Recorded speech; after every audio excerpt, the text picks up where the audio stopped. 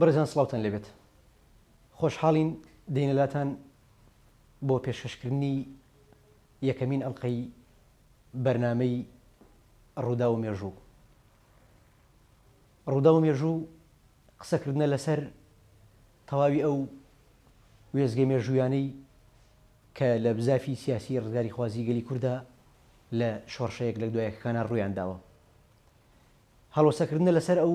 لەحزە تاریخیە گرنگانەی کە ڕەنگە وەکو پێویست قسەی لەسەر نەکرابێت. شرۆڤەکردن و شیکارکردنی ئەو ڕووداوانەیە کە ڕەنگە تا ئێستش بەنهێنی لە ئێمە بنەوە و لە ئەرشیفی مێدیای کوردیە خۆیان نمایش و مانیفێز نەکرد بێت. بەڕێزان، بۆ تێگەیشتن لە ئێستا پێویستمان بە گەڕانەوە بۆ ڕابردوو هەیە، یاخود پێویستمان بە خوێندنەوەی ڕابردوو هەیە بۆ ئەوەی بە ڕابردوو ئایندەوە بە ڕابردوو ئێستاوە ئایندەیەکی گەشتر دروست بکەین. یەکەمین ئەڵقەی بەرنامەی ڕوودا و مێژوو میوانداری کەسایەتێکی دیاری کای سیاسی کورد، شاید حاڵیشی نییە و مێژوو ڕووداوەکان بەڕێز دکتۆر مەحموود عوسمانە کە ئەندامی پەرلەمانی عێراقە. کاکتۆر زۆر بەخێربەی بۆ بەرنامەکە. زۆر سپاس. پێم خۆشە بەر لەوەی بچینە سەر تەوەری بەرنامەکانمان لەسەر چەمکی مێژوو قسەیەک بکەین. مێژوو بەداخەوە تا ئێستش لە فەرهەنگی کوردیە ئەوەندەی کە لە شکلی ژەڕانەوە و سەرد و حیکایەت هەیە، ئەوەندە وەستانێکی زانستیانە نەبوو لەسەر ئەو ڕووداوە گرنگانی نێو مێژوو. دکتۆر کەمال مەزهەر مێژوونووسی گەورەی کورد پێی وایە کە مێژوو زانستی زانستەکانە، بەڵام بەداخەوە ڕەنگە بۆ کورد ئەم زانستە وەک پێویست بابەتیانە و لۆژیکیانە کاری لەسەر نەکرابێ، ئەوەندەی کە ئێمە خاوەنی مێژوویەکی ستایشکارین. جەنابەت لەسەر چەمکی مێژوو بەو پێی کە بۆ خۆت کارکتەرێکی بەردەوامی ناو ئەو مێژوو گۆڕانکاری ڕووداوە سیاسیانە بوویت، ئەگەر بکرێت بەر لەوەی تەوەرەکە دەست پێ بکەین شتێک لەسەر مێژوو، لەسەر ڕزگارکردنی مێژووی ستایش، لەسەر ڕزگارکردنی مێژوو لە حیکایەت و بەخشینی بە زانستێکی گرنگ بۆ کۆمەلگا چیاڵیت. پێشێکی بە خێراتتانەکەم و زۆرم پێخۆشە کە ئێن ئارتی کەوتۆتەوە ئیش کە ئێمە دیمان بە تەواوی سوتا بوو، جێنۆساید کرابوو، یعنی ئێنانتی بیناکەی جێنۆساید کرا. ومێدەوارم ئەوانەی کردویانە بە سزای خۆیان بگەن و قەرە بوو ژەبێ بکرێتەوە. زۆر پێ خۆشحاڵم کە کەوتۆتەوە ئیش و حەزی ژەکەم دەنگێکی وا هەبێ کە سربەخۆ بێ، چونکە منەوە چەند ڕۆژە تەماشایینەکانی ئەوەکەم ڕێی ئەم لایەنەوە ئەو لایەنە ئەو لایەنێک کرد، ئەوانی کە بەداخەوە هەموو تەلڤیزیۆنکە هەریەکە لەسگەل لایەنێکە لایەنێک شتێک طەبیعیە. لەبەرەوە حەزێک ئومێدوارم ئەو دەنگە بمێنێ و زیاتر پەرە بسێنێ وە سەرکەوێ. بەنسبەت مێژووەوە بێگومان من دڵنیام مێژوو زۆر گرنگە و ئەوی وەکو پێویستە بە هەند وەرنەگیراوە لایەن کوردەوە. بەڕێ بەداخەوە زۆر کەسایەتی مێژووی هەیە، زۆر کەسایەتی دەوریان هەبووە لە مێژووە ڕۆیشتون و وەفاتیان کردووە و شتێکی وایان لە پاش بەجێنما و خۆیان قسەیان نەکردو و کەس نەچووە قسەیان لێوەرگرێ و هی گرنگ خەڵقی گرنگی ژیانی. لەبەرەوە بەڕاستی مێژوو ئێمە خەڵقی کە باسی کردووە لایەنی کە بە هەلیە لایەنە بەنەو عێباسیەکە خۆ دەزانن کە مێژوو نووسێ، چونکە وەکو ئەڵێن وەکو شتێکی ئەوە دیاریشە ئێستا تۆ چیت بێ ئەکرێ و چێتوانی بکەی. ئێستات بریتە لە مێژوو زائیدەن ئایندە، مێژوو زایدەن ئایندە ئەکە ئەوەی کە تۆ ئێستا ئەیکەیت و پێدەکرێ، یعنی هەم ئەبێ بەرچاوڕوون بێ بەرەو ئایندە و هەمە بێ مێژووش بزانی چی ڕووی داوە چی ڕووی نەداوە، چونکە دنیا هەمووی وایە، هەمیشە قاچێکمان لە ڕابردوو قاچێکمان لە ئێستا. بەڵێ بۆەوەی بەرەو ئایندە بتوانی بڕۆی بەرەو پێشەوە. لەبەرەوە من ئومێدەوارم ئەو ڕوودا و مێژوانەی کە هەیە بتوان ئێوە یەکە لە یەکە بەلایەن خەڵکەکانەوە لایەن ئەوەی کە دەوریان هەبووە هەر کەسێ بوو بن، شەر نییە کەسایەتی سیاسی جاری وای لایەن کەسایەتی ترەوە توانی زۆرشت تێ بگەیت چی ڕوویداوە چ وەکو خۆی بەڵێ بەڵاو بێتەوە گرنگە بۆ ئێمە کە بیزانین چونکە خۆ دەزانی زۆر جاش دەنووسێ ئەم حیزبە بە پێی سیاسەتی خۆی نووسی ئەوی تر بە پێی ئەینی ڕوودا و سیرەکەی ئەم نەوعێک باسیەکە ئەم نوعیکە باسێکە زۆر دیارە جوون لێ مێدەوارم وە خۆی ڕووداوەکان بزانرێ و دەرسیان لێوەرگرین و زانستە فعلەن وەکو دکتۆر کەمال مەسەر باسی کرد و ڕاستەکە زانستی زانستەکانی سوودێکی زۆر گەورەی هەیە ئەگەر خۆشت باسی نەکەی و نەینووسی و تۆماری نەکەی خەڵقی کە باسیەکە کە باسی شێکاریەکە بە پێ بەرژەوەندی خۆی باسیەکە جاری وایە ئەی شێوێنن مێژوەکەن بەدڵنیایە بەڵێ دکتۆر گیان بۆ ئەوەی مێژوو بکەینەوە بە زانست لە حیکایەت ڕزگاری کەین بۆ ئەوی مێژوو ئەرشیف و بەدی کۆمنتاری لە مێدیای کوردای بیهێڵینەوە وە خۆ دوتت ئێمە پێویستمان بەو کارکتەرە سیاسی گرنگانەیە کە شاید حاڵی نیە و ڕووداوە مێژوویە گرنگەکانن کە بۆ خۆیان کارکتەرێکی دیاری ناوکایە سیاسیەکە بوون کە هیچێک لەوانە جەنابتیت ئەگەر ڕاستە خۆ بچینە سەر تەوەری بەرنمەکە بەدەر لە چەمکی مێژوو ئەگرێنەوە بۆ ڕۆژگارانەی کە جەنابەت لە شەستەکانەوە وەک پێشمەرگەیەکی دیار خۆتت لە نێو ڕیزەکانی پارتی دیموکراتی کوردستانی ئەو کاتابینیەوە لەو ڕۆژگارەیە خوا لێ خۆش بوو مەلا مستەفا بارزانی سەرکردایەتی ئەو پارتیە کرد من پێم خۆشە سەرنجی تۆ بزانم سەبارەت بە کەسایەتی مەلا مستەفا قسەیەک هەیە لەسەر ئەوەی کە پێشکەوتنی هەر کۆمەلگایەک پەیوەستە بە سێ کارێکتری گرنگەوە کە هیچیشیان پێغەمبەرە هیچیشیان فەیلسوفە هیچیان ڕابری ڕۆحیە ئێمە ڕەنگە تا ئێسش فەیلسوفێکی ئەو تۆمان نەبوو بێ کە دیار بێ و شایانی باز بێت پێ دوایە مەلا مستەفا ئەو کارکتەرە ڕۆحیە ئەو باوکە ڕۆحیە سیاسیە بوو کە کورد ئەیتوانی زۆر شتی گەورەتری پێ بکات و مێژوویەکی دەوڵەمەندتر و سیاسەتێکی بەرفراوەتری پێ بنیاد بنێت تۆ وەک کەسێکی نزیک لەو تێڕۆنیت بۆ کەسایەتی مەلا مستەفای بارزانی چۆن؟ من خۆم لە ساڵی 54 لەسەر 55 لەو بەینا 455 سەرەتای 55 من لە کۆتایی 54 سەدە بووم بە ئەندامی پارتی دیموکراتی کوردستان ینی ماوەیەکی زۆر دوور لەمەوبەر لە سانەوی بووین وەختە لە تەلەڤەی سانەوی بووین بێگومان لە پاشیشا بەردەوام بووین ئەو کاتە پارتی هەبوو شیوعی هەبوو لێ دوو حیزب هەبوون ئێمە تەمان لەگەڵ پارتی بوون ئەو کاتە مەلا مستەفا بەڕەحمەت بێ لە سۆڤێت بوو لە رووسیا بوو لە ئیتحاد سۆڤێتی لە 47ەوە چوو بۆ ئەوێ و لەوێ بوو ئەو کات بەڵام هەر سەرۆکی پارتی بوو طبیعی پەیوەندێکی وامان نەبوو لەگەڵی بەڵام لە ڕێی بەعزێ لە سەرکردەکانەوە ئەمانزانی کەوا لەوێیە و دەوری هەیە و بەو شێوەیە من قەناعەتی خۆم زۆر لەگەڵ شەخصی مەلا مستەفا بووم بەتایبەتی لەو ساڵەوە کە من لە 63 کە من چوومە ناو شۆڕشی کوچوومە شاخ ینی شۆڕش وەختە دکتۆر بووم و طبعا لە منطقەی بارزان بووم لەگەڵ ئەو چکە وەختە ئێمە لە هەموو شۆڕ دوو دکتۆر بووین یەکێکمان لای مەکتەب سیاسی بوون کە دکتۆر ئەحمەد کەرماشاڵی بوو ئەو ئێستا لە سلێمانیە منیش لە منطقەی بارزان بوو دکتۆری تر نەبوو هەرەو دووە بووین لەو کاتەوە لە 63ەوە لە نزیکەوە ناسیومە طبیعی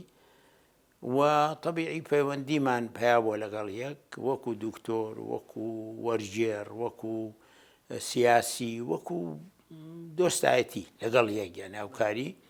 و طبعا لە پاشیشە ئەو بوو لە 63 لەوێ ئێمە لێوێ بووین شەڕێکی زۆر قورس لەسەر ئەو منطقەیە بووم وەکو دکتۆریشم بریندارێکی زۆر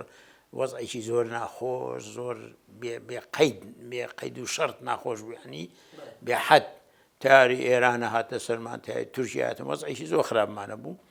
بەڵام لە پاشیشە ئەو لە 64 پاش ئەو ئینشقاقەی کە بەداخەوە ڕوویدا لە پارتی دیموکراتی کوردستان مؤتەمەری شەشی پارتی کە لە خەڵازە بەسترا ئێمە هەڵبژێراین بۆ پێشەوە ئێمە سەرکردایەتی پارتی بووین یعنی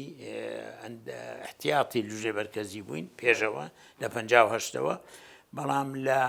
64 بووین بە ئەندامی مەکتەب سیاسی هەڵیان بژاردین ئیتر وەکو مەکتەب سیاسیش زیاتر تێکەڵاویمان لەگەڵ مەلا مستەفا هەبوو بەڵێ لەو تێکەڵاوی ماوەیە درێژە هەتا 76 کە تقریبان ئەتوانی بڵێ 12 ساڵێک بوو لەو تێکەڵاویە ئەوی من دیومە مەلا مستەفا کاریزمای خۆی هەبوو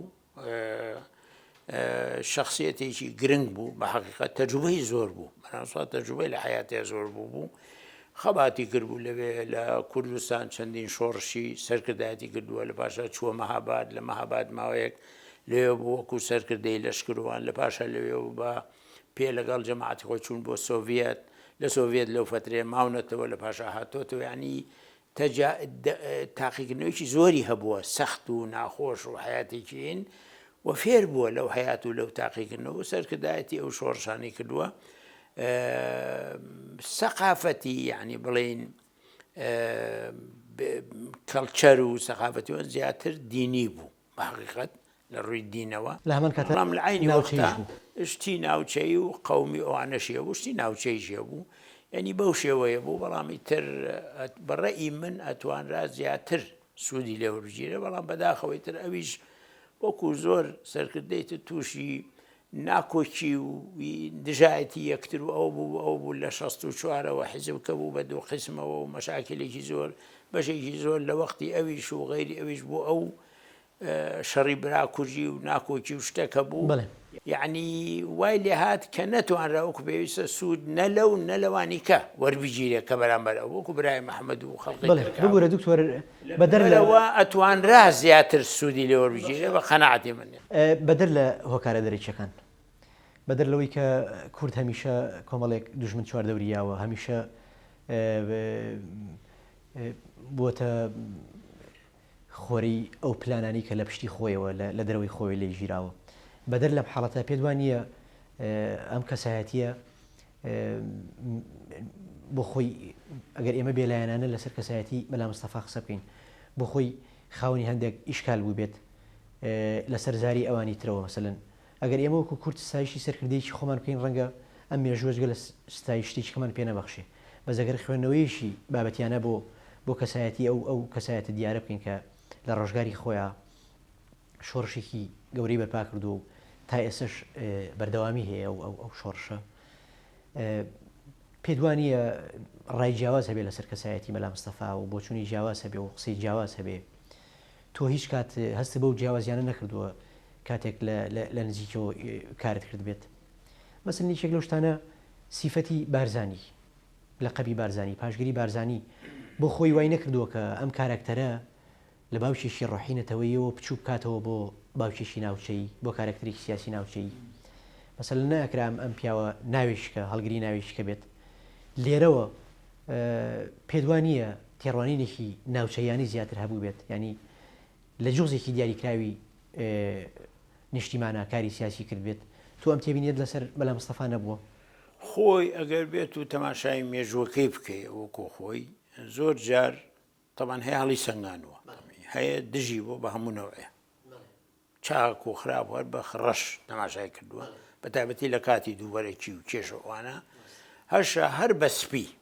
هیچ ڕەخنەیەک شتێکی نەبووە ئەمەش دروست نییە ئەوەش دروست نییە بەڕاستی یانە ئەوە دروستن ئەو دروستە مەفروزە تۆ لەوا بە شێوەی بابەتی کە ئێستا ئێمە باسی مێژووەکەی وەک خۆی بۆی هەڵی سەنگێنین دەبێت خۆی تەماشا بکەین کەم و کوڕێکان شتە باشەکان لایەنە نێگەتیڤەکان لایەنە پۆزیتیڤەکان بۆ ئەوەی بتوانی مێژوەکەی خۆت بزانی چۆنە لەبەرەوە من ڕای من بەڵێ ئەوەی کە جەناب دەڵێ ئەوەی ناوچەی تاسیری هەبووە ڕاستە و کێشەشیان لەسەرەوە بۆ دروست بووە یان زۆر جار ئەو خودی خۆی تووشی ئەنواعی کێشە بووە لەگەڵ عەشیرەتەکانی دەوروبەری لەگەڵ خەڵقی ئەو ناوچانە لەسەر مەسەلەی عەشیرەتی بارزان لەگەڵ هیتر خۆی تووشی ئەو شتانە بووە لەو ناحیەوە بەینەما ئەگەر گەورە لە شێوەیەکی گەورەتر بواە مەسەلەن شتێکی کوردی عام بواەوەنە ممکن بۆ عینی کێشەی دەرز نەکەوێ ئەنی تووشی نەبێ ئەوە ڕاستە ئەوەی ئەڵەی بەڵام ئەوە شتێکە کە نەیتوانین لێت کە خەڵقی ئەو ناوچەیە بوو و ناوچەیە و بە پێ سیفەتەکەەوە زۆر کەسی کە ئەڵەی فڵان هەریەکە بە سیفەتێ بە عەشرەتی ئەوە شتێکی طەبیعیە و هەوڵیشی داوە لەو شتە بچووکەوە ببێ بە چوارچێویشی گەورەتر کە بەعتیبار سەرکردای شۆڕشێکی کردووە شۆڕشەکە شۆڕشی ئەیلول بە تایبەتێکە تەماشای بکەن لە خانەقینەوە تازاخۆ هەڵقی تیا بووە ئەو سەرکردایەتەوە شۆڕشەی کردووە ئەگەرچی لە باشا دووبەرێکیشی تێ دروست بوو وەکو خۆتان نەزانن بەڵام ئەو شتە ناوچەیە بڵێ تاسیری هەبووە بێگومان ئەو دووبەرێکی شتێککە بۆ تاسیری هەبووە ینی تاسی نەگەتیڤی هەبوو لەسەری و ممکنە شتی تریش هەبووە لەبەرەوە ئەوانە بەڵێ یەکێکن لەو لایەنانی کە ئەبێ باس بکرێت کە تۆ باس بەڵێ ئەبێ خوێنەوەی بۆ نابێ هەمووی بڵێ ڕەش یا سپی دەبێ بە شێوەیەکی بابەتی تەماشای بکەی بەڵام شۆڕشی ئەیلول بەڕێی من ئەویش و سەرکردایەتەکەشی دەرکردووە لەو شتە ناوچەیانە بۆ بە شتێکی عامی نەتەوایەتی کوردی بەڵام بەداخەوە ئەو دووبەرەکەی کەوتە ناوی ئەویش تاسیرێکی نەگەتیڤی کرد لەسەرەوەی کە تاسیرێکی نەگەتیڤ لە سەرکردایەتەکان بکە بە شێوێکی گشت بەڵێ کاکتۆر دیسانەوە قسە لەسەر کەسایەتی بارزانی هەیە بۆی کە ئەم پیاوە وە کارکتێرێکی دیاری سیاسی پەیوەندیەکی تەندروستی لەگەڵ پارچەکانی تری کوردستانە نەبووە با بڵێن لەگەڵ ئەو بزاوتە کوردیانی کە لە پارچەکانی تری کوردستانە بەردەوامی هەبوو بە نێوی شۆڕشەوە بۆ نمونە ئیسا پژمان بەرپرسی ساواشی ئێرانی فەرماندەی هێز سەربازیەکانی ئێران لە کوردستانی عێراق لە کتێبی گێژاوی ڕووداوەکانە ڕووداوی گێژاوەکان باس لە پەیوەندیە خراپەکانی بەلا مستەفاکە لەگەڵ پێشەوە قازی محەممەد ڕەنگە ئەم تێڕوانینە جۆرێک لە ئەندانی پێوە دیار بێ بەڵام تۆ وەکو شاید حاڵێکی ناو ئەو مێژووە پێ دوایە پەیوەندی تەندروست لە نێوان بەلا مستەفا و پێشەوە قازی محەممەدان نەبوو بێت ئەگەر نەبوو هۆکاری ئەو پەیوەندی ناتەندروستە چی بۆ لە نێوان ئەو دوو کارکتەرە سیاسی دیاری طبعاً قسەی عیزا پێشمان مەحسابی بۆ ناکەم چکەوانە مخابراتی ئێرانی وایە ئەمە خوێندنەوەیکی لایەندارانەیە بوو خوێندنەوەیکی ئێرانیە ینی سیاسەتی ئێرانی شا جەمانی شا لەبەرەوە ناتوانێت حسابی لەسەر بکەیت دژی کوردن لەبەرەوە شتێکی نێگەتیڤ هێڵم بەڵام ئەوی من ئەیزانم لە خودی مەلا مستەفای گوێم لێ بووە و لە ئەشخاصی کوردی ئێرانی کە لە زمانی مەهابادیشا لێ بوون ینی شارەزا بوون چووکە یعنی لە قازی محەممەد وانیان بیستووە لەم لای بیستوانە ئەوە بووە ئەمان پەیوەندیەکی باشە بووە لە بینی مەلا مستەفا و لە بینی شخصی قازی محەممەدا بەڵام بۆ چوونی جیاوازیان هەبوو مەسەلە ئەوەی پەیوەندیەکی باشیانە بووە دژایەتیان نەبووە لەگەڵ یەک و دژی یەکتی یەکی تەواو کردووە بەڵام بێچوونی جیاوازیانە بۆ نمونە مەسەن کە شۆڕشی مەهاباد کە کۆماری مەهاباد ویستۆتی تێکچێ ڕێی قازی محەممەدەوە بووە کەوا ئەو خۆی تەسلیمەکە بۆ ئەوەی ئەگەر شتێکی لێ هاات لێ بێ ما میلەتەکەی تووشی کێشە و تووشی ئەوانە نەبێ ڕێی مەلا مستەفا ئەو بووە کە نەخێر قازی محەممەد لەگەڵی بڕوە و بەیەکەوە بچن بۆ ئەوە ختە نەیشی زانیوە چێ بۆ سۆڤێت مهم بۆ هەر شوێنەیە چن بربەرەکانی بکەن بە هێزەکانی مەلا مستەفا دیفاع بکە لە قازی محەممەدوانێنی ئەو شێوەیە وەرگرن ئەو شێوەی نەک شێوەکەی قازی محەممەدوانە و ئەوە بۆ دوو بۆچوونی جیاوازە ینی مەلا مستەفا ڕێی وا بووە کە ئەو خۆ تەسلیمکردنە نەبێ و بمێننەوە هەوڵ بن خەبات بکەن جا لەوێ بن ئەچنە سۆڤێت ئەچنە هەر شوێنێک ینی بەو شێوەیە مەسا ئەمە دوو بۆچوونی جیاوازە لە ئەمان کاتە مەسا ئەوەی کە من لە خودی مەلا مستەفام گوێ لێ بووە بۆ منی باس کردو بۆ ئێمەی باس کردوێن بۆ بەعزێ ئەوساتی خۆمان احترامێکی فوق العادەی بۆ قازی محەممەد هەبووە مەلا مستەفا دائیم احترامێکی زۆر گەورەی بۆ شێخ مەحموود هەبووە مەلیکی کوردستان بووە ئێمە هەبوو بێ تەماشای بکەین وەکو سەربازێک یعنی شتانی هەبوو مەلا مستەفا بەڵام ئەیگوو مەسەلەن ئێمە کە لە مەهاباد بووین ئێمە زۆر جار پێشنیارمان بۆ قازی محەممەد کردووە گەورەی بکەین کۆمارەکە بتوانین شەڕ لەگەڵ هێزەکانی ئێران بکەین کۆمارەکە گەورەکەین ئەمان توانی گەورەیکەین سنووری زیاتر بکەین مەنتقەی زیاتر بگرین ئەو لەگەڵ ئێمە تەیدی نەکردو و تۆدی نا ئێمە گەر بکەوینەوە کێشەمان بۆ دروزەوێ و ناتوانین لەو لە ئازەربایجان و لەو لە ئێران و ئەوە مەسە ئەم جۆرە جیاوازی بێروڕایان هەوە لە خۆیانەوە بیستومانە تەبعاً بەڵام تەبیعی وەکو تریش ناتوانی بڵێ دژی یەک بوون یا شتی جیاوازیان هەبوو بەو شێوە ناوڕێک و دێنەوە بیرانی بەڕێز دوای ئەم ناوڕە دێنەوە لاتەن